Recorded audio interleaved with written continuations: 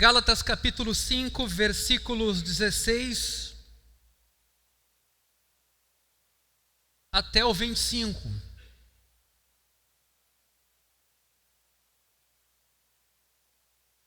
Digo, porém, o seguinte: vivam no Espírito e vocês jamais satisfarão os desejos da carne. Porque a carne luta contra o Espírito e o Espírito contra a carne, porque são opostos entre si, para que vocês não façam o que querem. Mas se são guiados pelo Espírito, vocês não estão debaixo da lei. Ora, as obras da carne são conhecidas e são imoralidade sexual, impureza, libertinagem, idolatria, feitiçarias, inimizades, rixas, ciúmes, iras, discórdias, divisões, facções, invejas, bebedeiras, orgias e coisas semelhantes a estas. Declaro a vocês, como antes já os preveni, que os que praticam tais coisas não herdarão o reino de Deus. Mas o fruto do Espírito é amor, alegria, paz, longanimidade, benignidade, bondade e fidelidade, mansidão, domínio próprio. Contra estas coisas não há lei. E os que são de Cristo Jesus crucificaram a carne com as suas paixões e os seus desejos. Se vivemos no Espírito, andemos também no Espírito. Meus irmãos, até aqui fizemos uma jornada sobre o papel do Espírito Santo na vida da igreja cristã.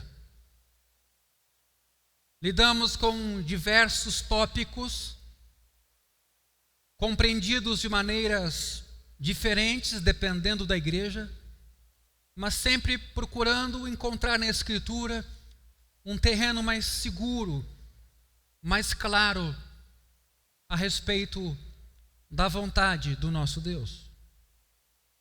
Hoje, nessa manhã, eu queria lidar com o fruto do Espírito, conforme esse texto aqui se nos apresenta no versículo 22, no singular, o fruto do Espírito. As palavras de Paulo que eu quero destacar nessa manhã, em especial, se encontram no versículo 22. O fruto do Espírito é amor, alegria, paz, longanimidade, benignidade, bondade, fidelidade, mansidão, domínio próprio. Uma simples leitura dessas graças cristãs num mundo como o nosso deveria ser suficiente para nos dar água na boca. Ou pensando melhor, para nos dar esperança, quem sabe, de um mundo melhor. Ou pelo menos deveria fazer o coração da gente bater mais forte, porque esse aqui é um retrato de Jesus Cristo, que concentrou todas essas virtudes de maneira equilibrada.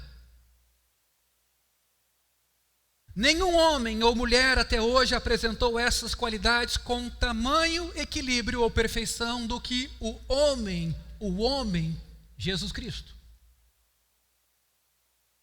Assim, esse é o tipo de pessoa que todo cristão deveria almejar, deveria desejar ser. E aqui a gente já encontra um pequeno desafio. Queremos? Desejamos? O apóstolo João escreveu que amamos a Deus porque Ele nos amou primeiro. Mas por vezes na nossa caminhada a gente perde de vista o amor de Deus. E é por isso que a gente canta Ele o tempo inteiro. Para a gente ser lembrado que se não fosse pelo amor de Deus, nós não estaríamos aqui nessa manhã. E é impossível amar sem o amor de Deus.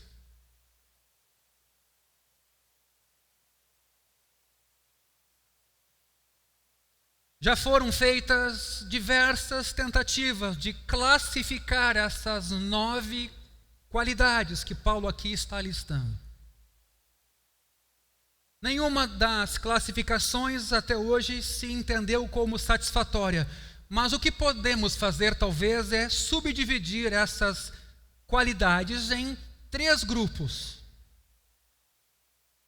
E os grupos vão então, com isso, separar esse texto de modo que nós vamos lidar primeiro com o nosso relacionamento com Deus, depois com o nosso relacionamento com as pessoas e também o nosso relacionamento conosco, cada um de vocês consigo mesmo. Primeiro, as palavras que se nos apresentam vão tratar do nosso relacionamento com Deus. 3 delas: amor, alegria e paz. O Espírito Santo coloca o amor de Deus em nossos corações. Romanos nos deixa isso registrado. O amor de Deus é derramado em nossos corações. A alegria de Deus também é colocada em nossa alma e a paz divina é colocada em nossa mente, porque afinal é pelos pensamentos que a gente é levado a ficar ansioso, levado a ficar angustiado. Pelas informações que nos chegam é que o desespero muitas vezes toma o nosso pensamento. E aí a gente não consegue dormir. E são muitas as pessoas hoje que dependem de medicação para dormir. Elas deitam na cama e a cabeça fica funcionando. O organismo fica sendo superutilizado. E depois, no futuro, isso tende a trazer outras complicações para a nossa saúde. Mas aqui nós temos uma promessa de que o amor, como fruto do Espírito, é colocado, derramado em nosso coração. O que seria do mundo sem isso? A alegria dele é colocada em nossa alma. E a paz dele é colocada em nosso pensamento. Amor, alegria e paz são uma tríade que define um viver cristão cheio do Espírito Santo. E eu sei que na maioria das vezes a ideia de ser cheio do Espírito Santo que nós temos é um pouco diferente dessa.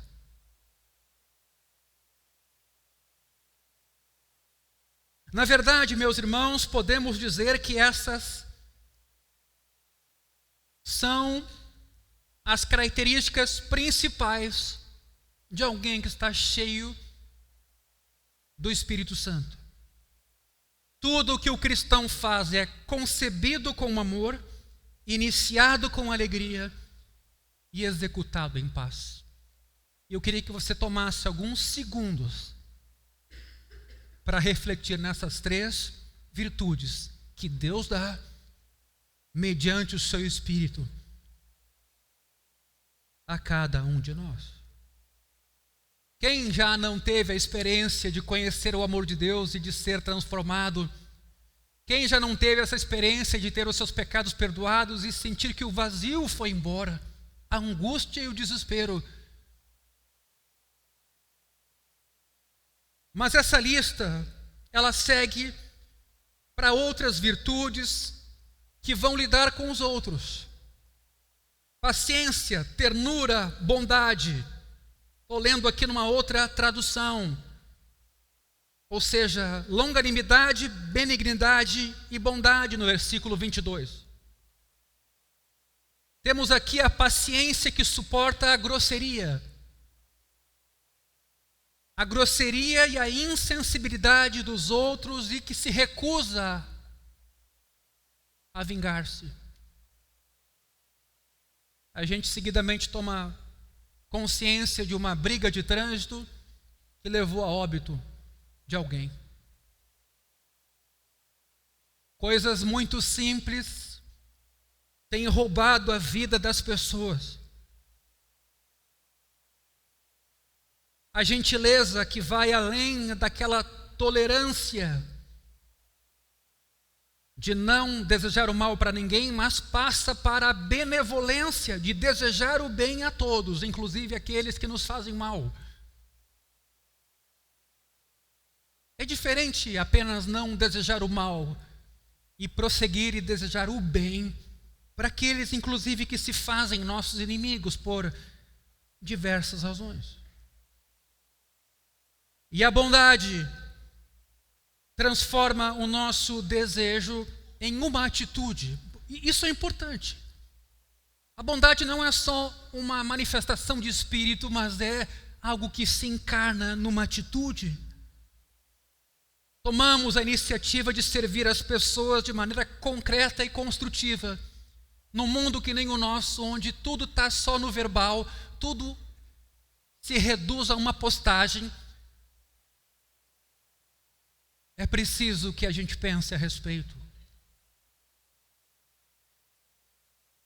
Eu não sou uma pessoa que gasto muito tempo em rede social, especialmente publicando. Tenho tentado, nesse mundo doido como o nosso, ter uma contra-atitude, buscando relacionamentos palpáveis com pessoas, conviver com pessoas, andar com pessoas, relacionar-se com pessoas. Aliás, um pastor tem muita coisa para fazer numa comunidade. Se o pastor dedica muito tempo para as redes sociais, vai faltar tempo para as pessoas da sua comunidade. Eu até olho alguns pastores hoje, o quanto eles devotam tempo para as redes sociais. Claro que há chamados diferentes, mas eu me pergunto se eles conseguem exercer o cuidado com os seus membros da sua comunidade, no nível pessoal, se relacionando, convivendo. Porque a gente não pode perder isso, queridos. Essa virtualização das relações, essa complicada relação humana nova do nosso tempo. O amor, nesse caso, que se verifica em benignidade, ele é uma atitude concreta. Concreta. Não é difícil ver paciência, ternura e bondade, talvez como 3 degraus ascendentes em nossa atitude com os outros. Talvez se inicia com a paciência, depois vem a ternura e por fim um ato concreto de bondade com o nosso semelhante. Mas por fim, nessa lista, numa classificação que a gente aqui imagina poder ser feita, vem o nosso relacionamento conosco mesmo, fidelidade, mansidão, domínio próprio. Evidentemente que relacionamento conosco mesmo, mas que sempre tem repercussão em alguém. Quer dizer, porque quando a gente não está bem, as primeiras pessoas que vão sofrer isso é a família, ou é no trabalho. E quantas são as ocasiões em que o entorno se torna culpado de uma coisa mal resolvida aqui dentro. A palavra fidelidade aqui é a mesma palavra traduzida por fé nas nossas Bíblias, no grego pistes. Mas aqui parece não significar fé que confia em Cristo, mas confiabilidade. Um crente cheio do Espírito Santo, ele é confiável. Ele convida outras pessoas a confiarem nele. Já deu provas disso. Especialmente porque ele ama a Deus, ele dá provas aos outros de que as pessoas podem confiar nele. É aquela fidelidade que foi provada. É uma dignidade sólida de alguém que sempre cumpre as suas promessas e termina o que começa. Guarda a palavra que foi dada. Mansidão não é uma qualidade de pessoas meigas e fracas, como muita gente imagina, mas, ao contrário, pessoas fortes e dinâmicas que mantêm a sua força e energia sob controle. Essa é a questão. aquele cara é manso, ele é muito quieto ou ele é muito calmo. É outra coisa. É uma qualidade que sabe manter o seu potencial sob controle, que vai falar na hora certa. E por fim, domínio próprio. É o senhorio, quem sabe, especialmente sobre a língua. Tiago vai nos alertar sobre isso. A principal dificuldade nossa de domínio é sobre a língua. Domínio próprio também envolverá os pensamentos. Repelir pensamentos não agradáveis e se colocar à disposição de virtudes para pensá-las. Domínio próprio envolve também apetites e paixões. Um mundo como o nosso acentua cada vez mais que aquilo que você deseja, você pode ter, você deve buscar, você deve correr atrás. E quantas são as vezes em que isso é dito favorecendo o adultério, inclusive? Em nome de uma suposta autenticidade. Seja autêntico. Corra atrás dos seus sonhos. Imagina se todos nós corrermos atrás dos nossos sonhos. Eu sonho cada coisa às vezes. Mas isso está presente em nossa sociedade hoje. Virou virtude, autenticidade. Seja verdadeiro com você mesmo. Não se domine, não se reprima. Quem é dessa época dos menudos aí? Não se reprima. Mas já estava lá. Essa ideia de que seja você mesmo.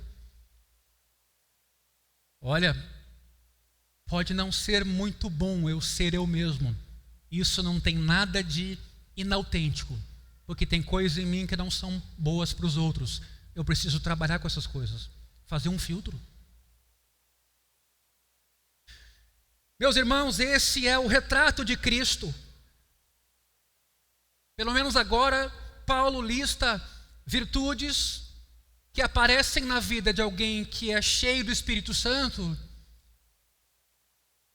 Não se ouve muito a respeito disso em nosso tempo, se ouve muito dos milagres, das coisas mais espetaculares, da fé, mas nem sempre dessas virtudes aqui, que no fim são um pequeno retrato de Cristo. E por que não dizer um modelo para nós? Porque Paulo disse, sejam meus imitadores, como eu sou de Cristo. Meus irmãos, atenção. Não temos liberdade para escolher algumas dessas qualidades.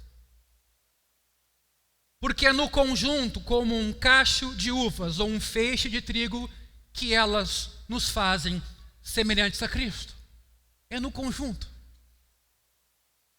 Aliás, a gente às vezes tem características naturais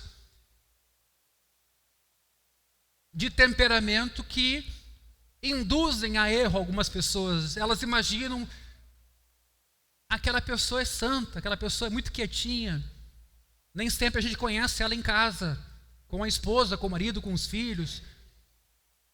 Tem aquela aparência, mas aquilo é um pouco mais natural, não é necessariamente resultado do Espírito Santo. E geralmente quando não são as virtudes cristãs todas nos tomando pelo Espírito Santo, porque o fruto é um só, ele não divide as virtudes, isso já é um indicativo de que tem algo errado conosco. É o conjunto das qualidades. Cultivar algumas e não outras vai nos colocar em desequilíbrio. Sim, o Espírito Santo dá dons diferentes a cristãos, mas atua no sentido de produzir o mesmo fruto em todos. O óbvio tem que ser dito. Os dons são diversos, os serviços são diferentes, mas o fruto do Espírito para alguém que segue Jesus e que é cheio do Espírito é produzir o caráter de Jesus, as ações de Jesus, o coração de Jesus. E aqui a gente tem uma ajuda didática, porque quando a gente olha Jesus, a gente vê um exemplo. Paulo coloca isso agora em palavras. Esse Jesus que vocês estão vendo tem essas subdivisões, éticas na sua vida, como essa lista apresentou para a gente.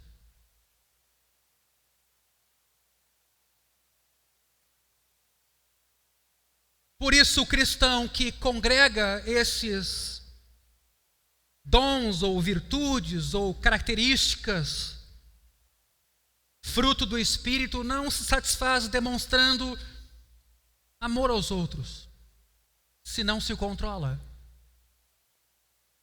Ou se tivermos alegria e paz em nós, mas não formos gentis para com os outros.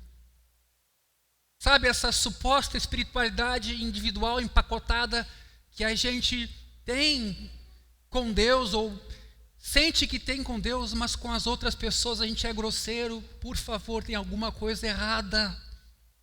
O dom, o fruto, nesse caso, não é divisível. Se tivermos paciência, mas não agimos com bondade, temos que nos perguntar se isso é fruto do Espírito, ou se a gente demonstra humildade e flexibilidade, mas não tem a firmeza da confiabilidade cristã. Você está percebendo aqui que realmente o homem perfeito está diante de nós, Jesus congregando todas as virtudes em equilíbrio.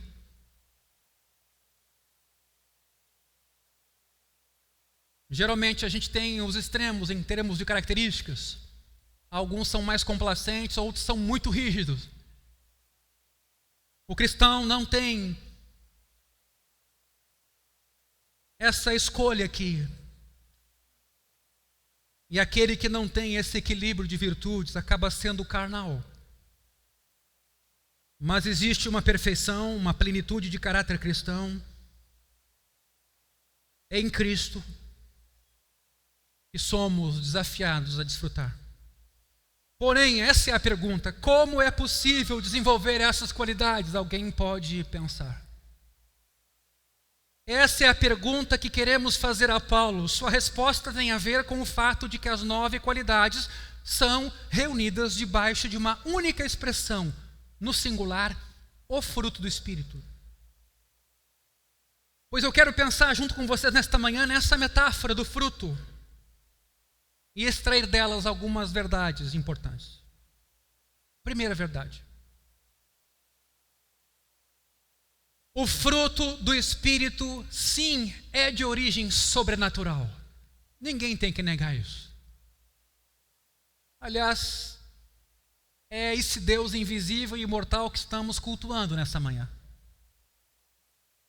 Porque as qualidades listadas aqui se apresentam como fruto do Espírito Santo, que é Deus. O próprio Espírito Santo é responsável por sua produção, não nos enganemos, isso não virá de nós.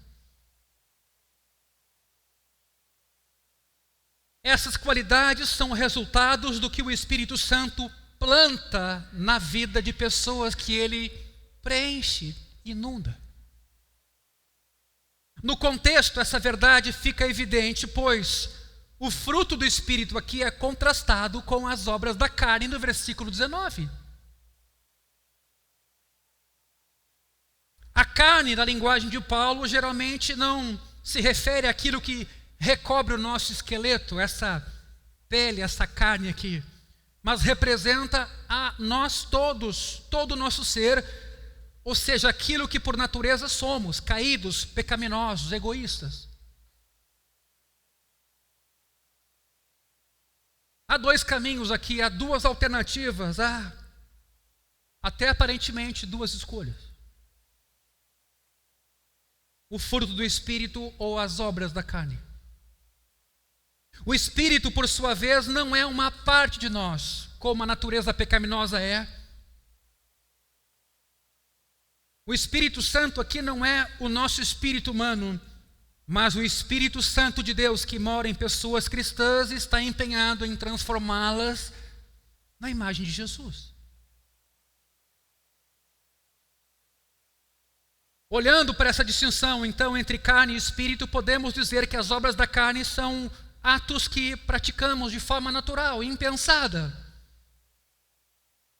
quando estamos limitados em nossos recursos humanos. E o fruto do Espírito consiste de qualidades que o Espírito faz surgir de maneira sobrenatural, sim. Porque elas estão, essas características, além da nossa capacidade natural. Mas atenção, por essa lista nós vamos aprender que, mesmo com o fruto do Espírito, é preciso colaborar. Quando dependemos de nós mesmos, o que surge naturalmente são pecados como prostituição, impureza, lascívia. Eu não entendo a nossa surpresa com o mundo hoje. A nossa surpresa com o ser humano, sem Deus. As coisas não ficarão boas se Deus não converter o ser humano. O caminho fica cada vez mais difícil, a angústia só aumenta. As obras da carne estão listadas aqui no versículo 19: prostituição, impureza, lascívia, muitos pecados envolvendo a área sexual. A nossa mídia está muito empenhada e ganhando muito dinheiro com isso. E quem sofre são as famílias, os filhos. E as pessoas também que são envolvidas na pornografia. Problema grave na vida humana, que muitos profissionais da saúde estão apavorados com a situação em que a gente se encontra. Não estou falando de cristãos, estou falando de profissionais da saúde, médicos, psiquiatras, com o que a pornografia está fazendo com a vida humana.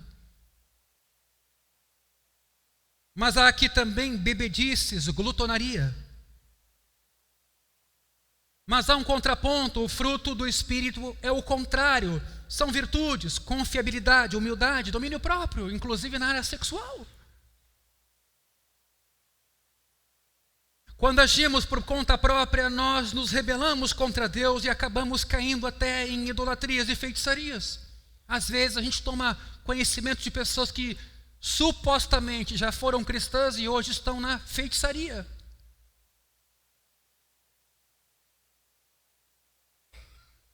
E a gente geralmente associa a uma coisa do diabo, aqui é listada como uma obra da carne.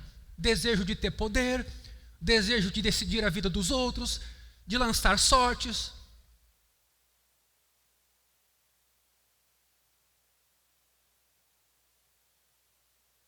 Porém, o Espírito Santo nos conduz, meus irmãos, ao amor, alegria e paz.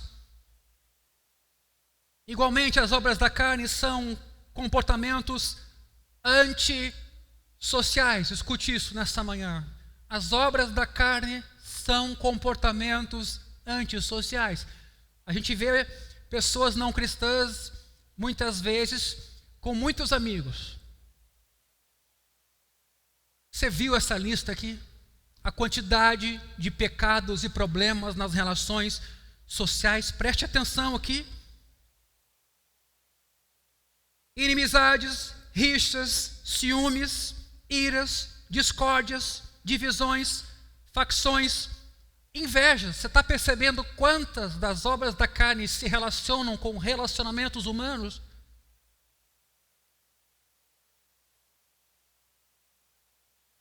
Mas o fruto do Espírito é longanimidade, benignidade e bondade. Talvez por isso Jesus tenha dito: vocês são a luz do mundo e o sal da terra. Meu irmão, isso é sério. Num mundo caótico como o nosso, vivendo no pecado e na carne, a igreja tem uma responsabilidade de encarnar essas características, não por força própria, mas no poder do Espírito Santo, e se distinguir como luz, não por vaidade, não por arrogância e vanglória, mas por amor e serviço sacrificial.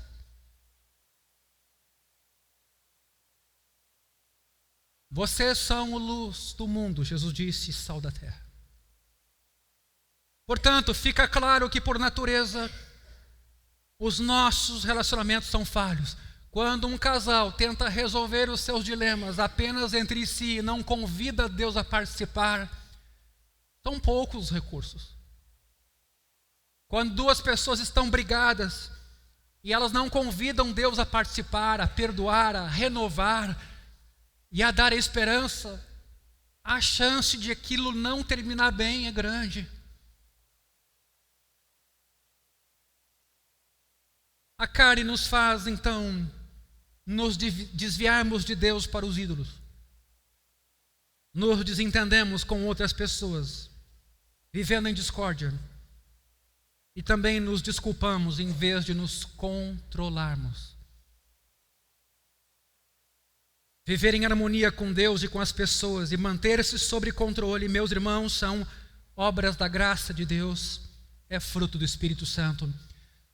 Mas às vezes não está na vitrine como a gente gostaria. Às vezes até são pessoas mais discretas, mais anônimas. Mas como no nosso mundo se sobressai tudo aquilo que tem movimento, impacto, tudo aquilo que é muito hollywoodiano, as virtudes cristãs passam desapercebidas.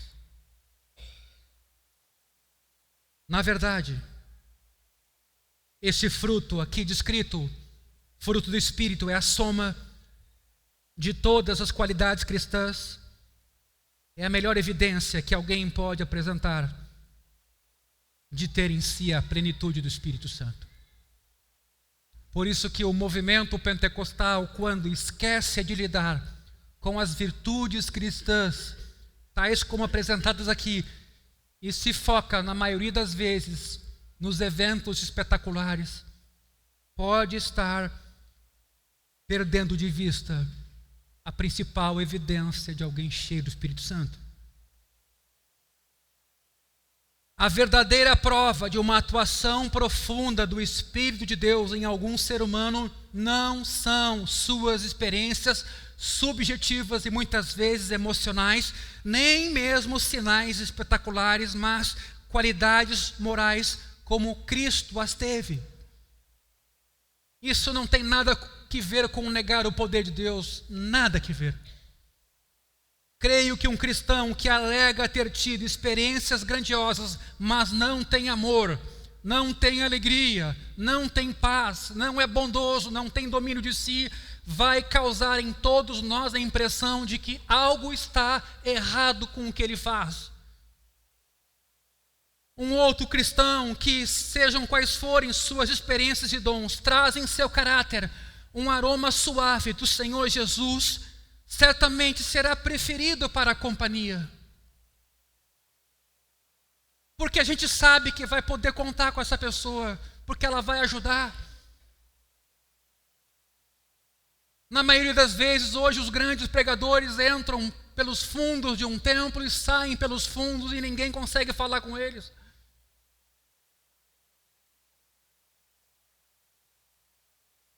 Temos uma cultura de celebridades, quando o ministério pastoral é serviço. Não se surpreenda com os escândalos, os problemas que correm de norte a sul do país. Isso não são coisas isoladas de pessoas, isso é produto de um sistema equivocado que transformou a figura do pastor de servo em celebridade. Isso é uma pena.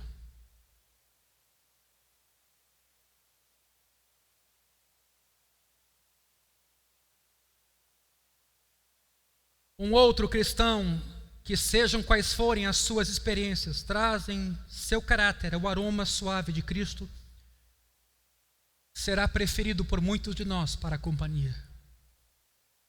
Porque vemos nele uma marca da graça de Deus. Vemos nele morada do Espírito Santo de uma pessoa. Tratável, ajustável, santificável. A segunda verdade que devemos observar nesse texto é que essas qualidades são chamadas de fruto do Espírito. Quer dizer, agora vamos sair do aspecto que o Espírito que gera e vamos nos deter na palavra fruto em si. Em condições normais, qualquer fruto cresce naturalmente. É verdade que é possível acelerar o crescimento das plantas, colocando elas numa estufa em diferentes temperaturas. O que estamos fazendo nesse caso é apenas provar artificialmente as condições em que a planta cresceria de modo normal. quando colocamos numa estufa. Porque o processo de crescimento em si, meus irmãos, é natural. Mesmo numa estufa.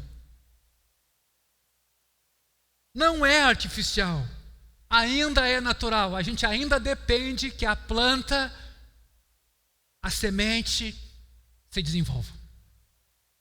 Ao chamar o caráter cristão de fruto do Espírito, Paulo estava ensinando, sim, que a sua origem é sobrenatural, mas que o seu crescimento, o crescimento desse fruto é natural.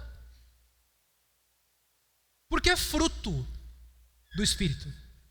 É importante manter um equilíbrio entre essas duas verdades, no mínimo por uma razão: o fato de que uma pessoa que tem uma vida santa, produto do Espírito Santo, exista, pode facilmente levar algumas pessoas a pensarem que não há nada que a gente possa fazer nesse processo.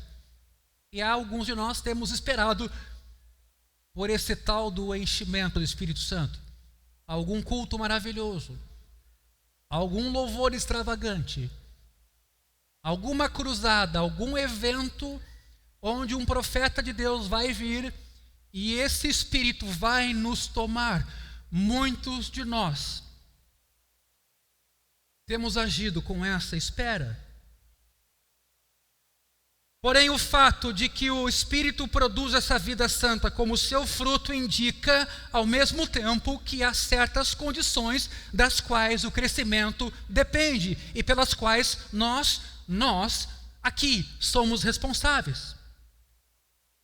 E aí guarde essa frase aqui. Isso porque o que é natural sempre é condicionado.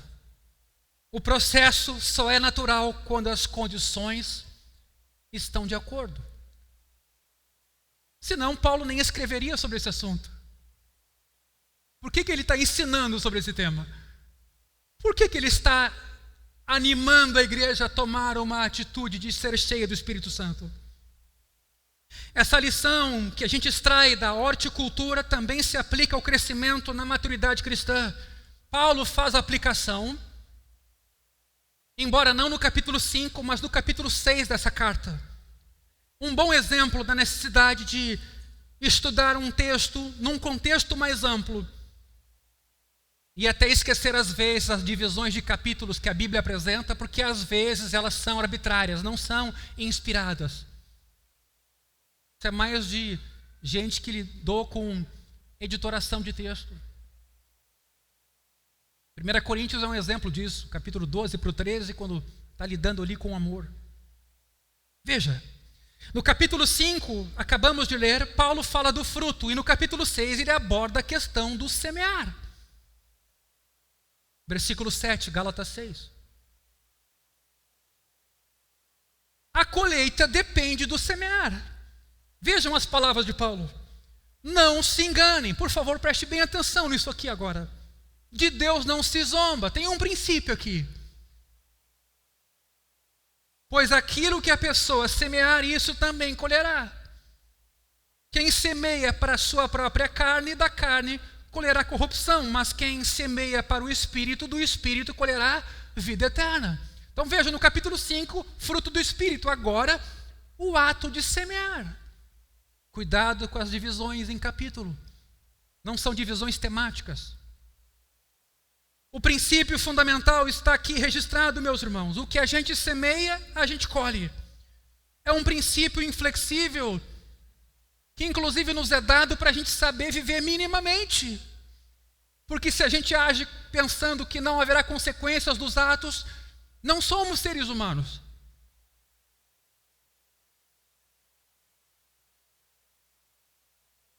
Essa é uma lei divina, inclusive, de como a vida funciona.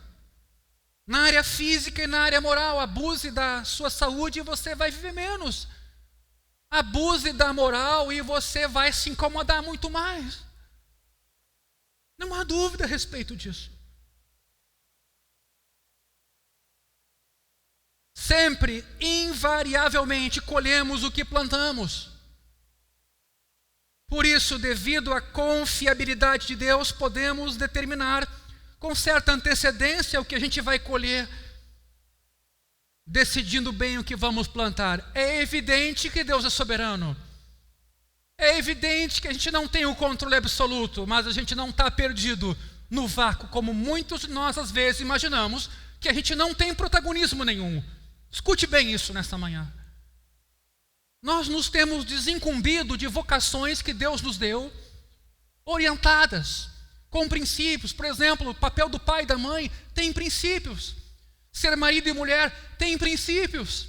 Ser irmão na igreja tem princípios. Ser um cidadão adequado tem princípios nas Escrituras. Nós esquecemos, negligenciamos, sob o argumento de que o que Deus tem que fazer, Ele vai fazer. Mas Ele já fez e orienta que a gente plante adequadamente. Essa é a participação humana na obra de Deus, racional, porque temos racionalidade para entender e viver.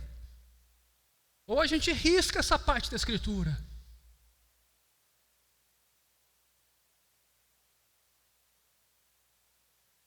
Se eu fosse um agricultor que quisesse colher feijão, eu teria que semear feijão. Ah, pastor, eu tenho poucos amigos. Pergunte, ore a respeito, reflita. Qual o motivo disso? Seria ridículo plantar milho ou trigo e querer colher feijão. O mesmo princípio se aplica ao comportamento humano. Se quisermos que o Espírito Santo produza um fruto bom em nossa vida, precisamos semear sementes boas.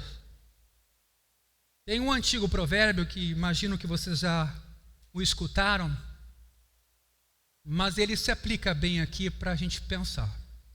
Semeie um pensamento e você colherá uma ação. Semeie uma ação e você colherá um hábito. Semeie um hábito e você colherá um caráter. Semeie um caráter e você colherá um destino.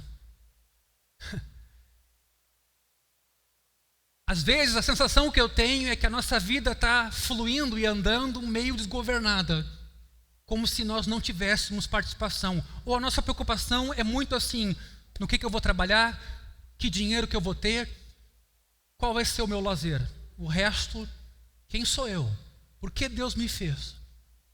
E como Deus me orienta a ser feliz e viver nesse mundo de forma adequada, muitas vezes nos escapa. Meus irmãos, guarde essa frase de Paulo: de Deus não se zomba. Você até pode me ouvir nessa manhã e dizer: que nada, Deus é quem dirige tudo, é evidente, mas esse Deus que dirige tudo, Ele nos deu alguns princípios para, por eles, a gente pautar a nossa vida. Você pode não levar a sério o que eu estou falando, dar de ombros, mas eu quero só te advertir: você não zomba de Deus. E em que sentido não zomba de Deus? Aquilo que você semear, você vai colher. Isso é sério, gente. O verbo grego que aqui Paulo escolhe é um pouco ilustrativo. Significa literalmente levantar o nariz para alguém. Sabe assim? A pessoa que nada. Que nada. Ele quis dizer que não podemos tratar Deus com desprezo, nem passar por cima das leis que Ele nos deu. Alguns cristãos se surpreendem por não estar colhendo o fruto do Espírito, mas passam uma grande parte do tempo semeando para a carne. Será que achamos que vamos enganar a Deus e fazer Deus de bobo, torcer as suas leis para que elas se acomodem a nós? Olhe com mais atenção o que Paulo aqui escreve. Ele compara nossa personalidade com um campo onde estamos semeando todos os dias. Todos os dias você decide, mesmo quando você não decide. Todos os dias você decide, mesmo quando você não decide. Isso também é uma decisão. O campo está dividido aqui. Uma parte dele se chama carne, nós mesmos, o que somos por natureza. Outra parte do campo é Espírito, o Espírito Santo, ou o que somos pela graça. É possível semear nos dois lados do campo.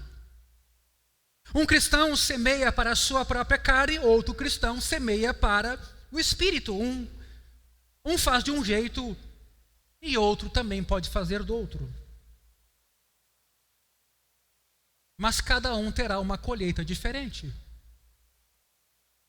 O que é essa semeadura? Esse é o ponto.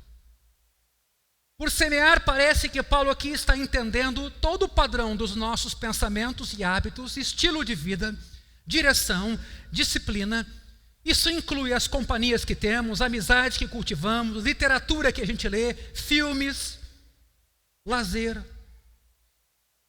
Tudo aquilo que ocupa o nosso interesse, que toma a nossa energia, domina a nossa mente e molda os nossos amores. Em relação a todas essas coisas, é preciso tomar decisões sábias. Por isso que o ser humano não é como o animal. Tendo em vista a tendência geral de nossa vida, quanto à grande variedade de escolhas menores que todos os dias se nos apresentam. Porque, afinal, é nessas coisas que estamos semeando e o tempo todo. E haveremos de colher de acordo com o que e onde semeamos. Paulo sempre volta a esses assuntos nas suas cartas com várias metáforas. Às vezes, ele fala disso como com roupas que usamos, o que vestimos. Outras vezes são competições atléticas, fugir de algumas coisas e correr atrás de outras, esmurrar o corpo. Às vezes a questão é de vida ou morte, matar de verdade por crucificação nossos desejos pecaminosos. E em lugar dele ou deles viver sensível ao Espírito. Ainda outras vezes a questão é pagar dívidas. Paulo usa também essa metáfora. Somos devedores ao Espírito e não à carne. De todas essas figuras, no entanto, nenhuma enfatiza melhor a naturalidade da santificação do cristão do que a necessidade de semear a semente certa no tempo adequado. Se quisermos contar com a colheita certa. Sim, Deus é soberano. Sim, as coisas às vezes não saem como a gente planeja. Sim, por vezes, aparentemente a gente faz tudo certo e a colheita não vem. Será Deus mentiroso? Que colheita é essa? Paulo diz que semear para a carne produz uma colheita, escute, de corrupção. Isso aqui a gente não pode tangenciar. Paulo está escrevendo para crente. Semear para a carne produz uma colheita de corrupção.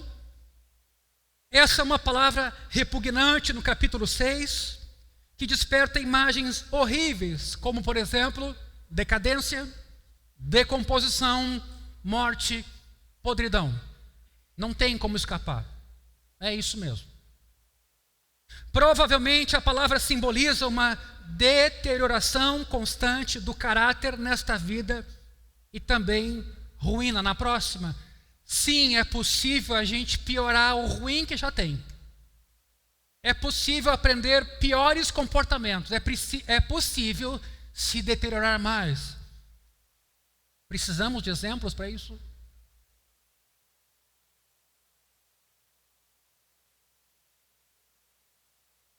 Porque a sensação que eu tenho às vezes é como se nós não tivéssemos responsabilidade nenhuma com a maneira como a gente conduz a nossa vida e ainda alegamos, é graça de Deus.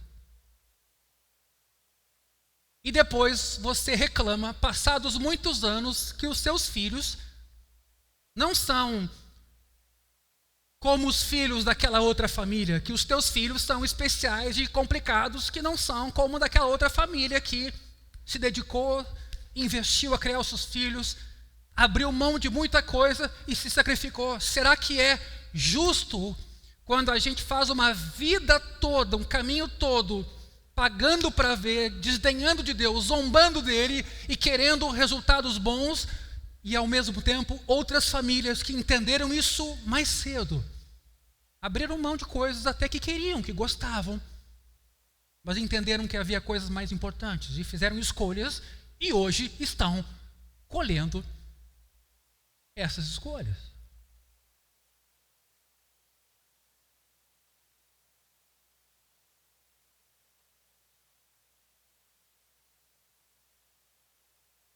O tempo da gente passa, a nossa vida não para. A gente não consegue parar o relógio do tempo. Mas veja que a palavra corrupção aqui não só simboliza deterioração constante do caráter aqui, mas tem algum tipo de implicação para o porvir. E isso nos dá um mistério. Em que sentido a gente vai colher no futuro, na eternidade, o que plantou mal aqui? É um assunto bíblico. É um assunto bíblico. Semear para o Espírito, por sua vez, produz uma colheita de vida eterna, meus irmãos. Que já começa aqui e agora, é um desfrute aqui e agora, uma comunhão mais íntima com Deus. Já agora com Deus vivo, vida eterna é conhecer a Deus. Era o texto que estava aqui no nosso totem, João 17:3. Mas também é uma comunhão que nos espera no último dia. Portanto, não só o nosso caráter moral neste mundo, mas o nosso destino definitivo no próximo dependem, sim, da semente que estamos lançando agora. E de onde estamos semeando ela? E por fim, uma terceira lição. Pensando nessa palavra de fruto aqui enquanto uma metáfora. Um conhecimento de botânica, mesmo que elementar, é suficiente para que a gente constate que os procedimentos de Deus amadurecem com certa lentidão. Jesus diz isso em uma das suas parábolas sobre o trigo, Marcos 4:28. Atenção sobre isso. Primeiro aparece a planta, depois a espiga, e por fim o grão cheio na espiga. Também podemos usar a ilustração de uma fruta. Primeiro o renovo, depois o broto da flor, depois a flor aberta, depois a fruta fertilizada com um tipo de embrião, porém ainda dura, verde e não comestível. Depois ela cresce, vai ficando macia, adquire primeiras cores e finalmente a fruta está lá, madura e saborosa. É um processo natural, porém condicional e gradual. O que vale para uma fruta do pomar vale aparentemente aqui para o fruto do Espírito. O Espírito Santo implanta a vida na alma de forma instantânea, quando a gente nasce de novo, mas leva tempo, algum tempo, para produzir um caráter cristão maduro. E aqui a gente é convidado a ter paciência. Mas você tem isso em perspectiva de que você está sendo trabalhado conforme a imagem de Jesus? Não é esse o propósito que a gente anuncia como sendo o de Deus? Romanos 8, a igreja ser uma família de muitos filhos semelhantes a Jesus? Nem sabia disso, pastor. Eu queria ser rico e ter dinheiro. Não tem problema até. A Bíblia não condena isso. Só é bom lembrar que quando você for, você não vai levar nada daqui com você. Nenhum desses bens. Aí a pergunta que fica é: vale a pena viver a vida aqui, que redundará em eternidade, valorizando elementos precários que você não carregará consigo? Essa ênfase na santificação gradual não tem a intenção de desculpar a nossa pecaminosidade, nem de incentivar a nossa preguiça, nem de afrouxar a nossa expectativa. Agora atenção, ao contrário. Essa ênfase na santificação como processo gradual nos quer livrar de jardineiros charlatães, que nos oferecem frutos maduros na hora. Escute bem isso nessa manhã. O caráter cristão leva tempo para ser formado. Tem igrejas querendo vender isso em pílula instantânea. Faça o curso tal, custa só R$3.000 e você vai ser um cristão maduro, cheio do Espírito Santo. Eu estou dando um exemplo grosseiro, tem exemplos um pouco mais sutis. Não é assim que funciona.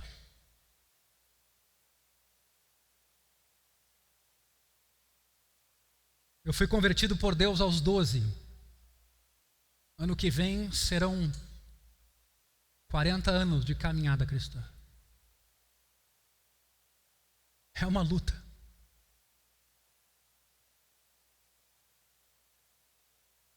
Deus nos vai permitindo ter mais consciência de nossas fraquezas e assim a gente busca ajuda.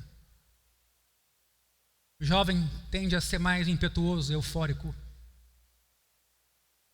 Mas o tempo da gente vai passando. Santificação, enquanto processo, requer paciência e nos aqui adverte contra jardineiros charlatães que oferecem frutos maduros na hora, sem ter o trabalho de plantar, de regar, de podar. Nossa época é mais voltada para a indústria do que para a agricultura. Tudo rápido, tudo imediatista. O seu símbolo é mais o robô do que a enxada. Tem coisas na nossa vida que não vão acontecer num processo mecânico e automatizado. É a mesma coisa desses métodos de crescimento de igreja, que se dividem em grupos, que chega num tamanho, se multiplica, e aí o líder daquele grupo fica naquela expectativa, eu tenho que crescer, e o alvo dele é crescer. Mas as pessoas estão num processo natural de crescimento. Isso leva tempo. O símbolo do nosso tempo é mais o robô do que a enxada. A automação tem a ver com rapidez. O computador dá respostas em instantes. A inteligência artificial, então, mas o fruto do Espírito Santo não tem essa pressa. O caráter é produto de uma vida inteira, meu irmão. Escute isso. Você que não tem paciência, você que quer resultado rápido e se não vem, você desiste, parte para outra e compra um outro curso de coach. É a nossa vida, é um trabalho manual, é a pessoa do Espírito Santo em nós, nos dando consciência das coisas erradas para que ali a gente invista tempo e se dê conta de quão ruim é aquilo e busque então no lugar as virtudes do Espírito. Mas quantos são os anos da nossa vida em que a gente não se apercebe que machuca outros, que é omisso em relação aos outros, que atropela os outros, e o tempo vai passando e a gente é uma bomba relógio. Parece que Deus nos permite dar com a cara na parede, sim, machucar pessoas para que a gente caia em si e se dê conta que tem sido, por vezes, não um instrumento de bênção na vida dos outros, mas um instrumento de ferida.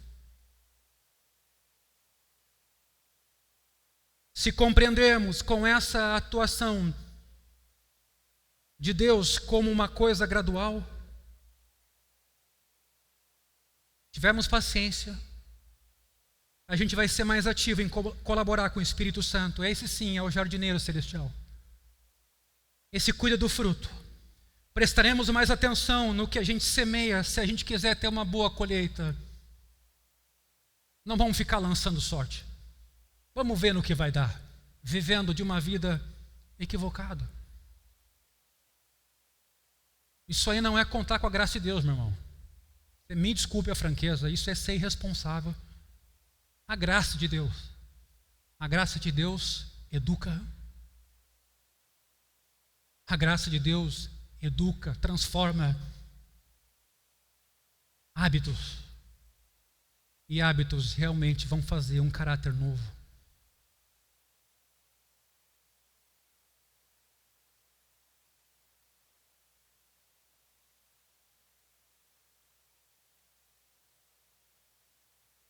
se tivermos consciência desse agir natural e progressivo do Espírito, prestaremos mais atenção na maneira como a gente conduz a nossa vida, porque, como Provérbios nos ensina, a nossa vida é conduzida pelos nossos pensamentos. Não pague para ver, não zombe de Deus. Sério. Você jovem, não zombe de Deus. Não arrisque sua vida. Não descreia daquilo que Deus te deu como sabedoria para viver nesse mundo. Não meneie a cabeça. Se você quer ter uma boa colheita. Tendo essa consciência, a gente vai disciplinar melhor os nossos hábitos de devoção pública particular. Nós vamos estar disponíveis para crescer pelos meios da graça que Deus nos dá, leitura da Bíblia, oração, comunhão, ceia, de modo que o Espírito seja o nosso jardineiro. E aqui eu lembrei da canção da Ana Paula Valadão. Era uma canção que a gente cantava muitas vezes, não vou cantar, não se preocupe, mas que fala exatamente disso, do jardim. Do jardim. Finalizo.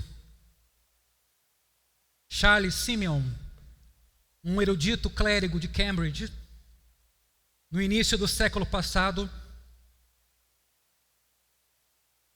teve uma profunda influência sob a mão de Deus na vida da igreja, que ainda é sentida hoje. Mas por natureza ele era um cara esquentado, orgulhoso e impetuoso. Tanto que você lê a biografia dele, isso aparece muito. Quando ele fez uma visita ao seu colega evangelista Henry Van, a filha mais velha desse evangelista descreveu bem a ocasião, aspas. É impossível imaginar algo mais ridículo do que essa pessoa. Pelo temperamento dela. Suas caretas estão além do que alguém pode conceber. Assim que ele se foi, nos reunimos na biblioteca e começamos a rir. O pai dessa jovem, então, chama todos os filhos ao jardim e pede que os filhos peguem para ele um pêssego. Embora o verão estivesse apenas começando e as frutas ainda estavam verdes. Claro que os filhos se mostraram surpresos. O pai disse: é claro, o pêssego ainda está verde, precisamos esperar. Entretanto, com um pouco mais de sol e algumas chuvas, ele estará maduro e doce. O mesmo acontece, disse o pai, com o senhor Simeão. E assim se deu, porque esse homem foi colhendo o que ia semeando, e a influência graciosa do Espírito na sua vida tornou ele uma pessoa extremamente gentil, com um grande legado. Uma pessoa humilde, amorosa e semelhante a Cristo.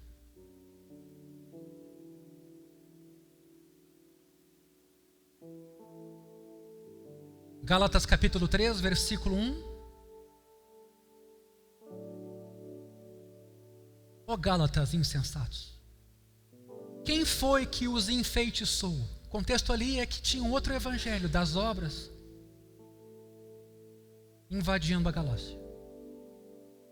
Não foi diante dos olhos de vocês que Jesus Cristo foi exposto como crucificado? Agora preste atenção, versículo 2. Quero apenas saber isto: vocês receberam o Espírito pelas obras da lei ou pela pregação da fé? Tem pensamentos hoje na ordem da santificação que buscam um esforço em si mesmo. Não é isso que Paulo aqui está ensinando aos Gálatas. Semear no Espírito e colher vida eterna. Porque tem quem faça essa leitura. Não, não é na minha força, não é na minha iniciativa, é Deus que vai fazer. Paulo está reconhecendo isso nessa carta. Que o Espírito Santo não veio aos Gálatas porque eles guardavam a lei, mas foi pela pregação da fé, foi pelo Evangelho, Cristo crucificado, dado por nós na cruz. Quando eu toco nesse assunto, nessa manhã, meus irmãos, não é imaginando você estar sozinho agora e tem que se virar para viver uma vida controlada e ascética. Não, você apenas vai se oferecer ao Espírito Santo. E Ele, porque o fruto é dele, vai produzir em você novas virtudes. Novas virtudes. Veja esse versículo 2. Vocês receberam o Espírito pelas obras da lei em vários lugares. Hoje a ideia que prevalece é essa. Se a gente santificar, o Espírito vai vir, como se fôssemos nós que o trouxéssemos. A minha adoração atrai Deus. Eu já ouvi isso. Não, na verdade é o Evangelho, a graça de Deus em Cristo, o Evangelho anunciado, que traz consigo o Espírito. Deus não depende de nós, queridos.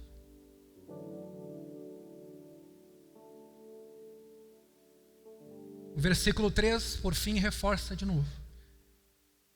Será que vocês são tão insensatos que, tendo começado no Espírito, agora querem se aperfeiçoar na carne?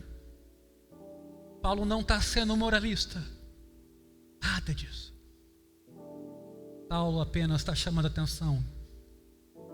E a gente precisa deixar o jardineiro, Espírito Santo, cuidar do jardim. E que a gente tem deixado charlatães semear no nosso pátio, na nossa mente e no nosso coração.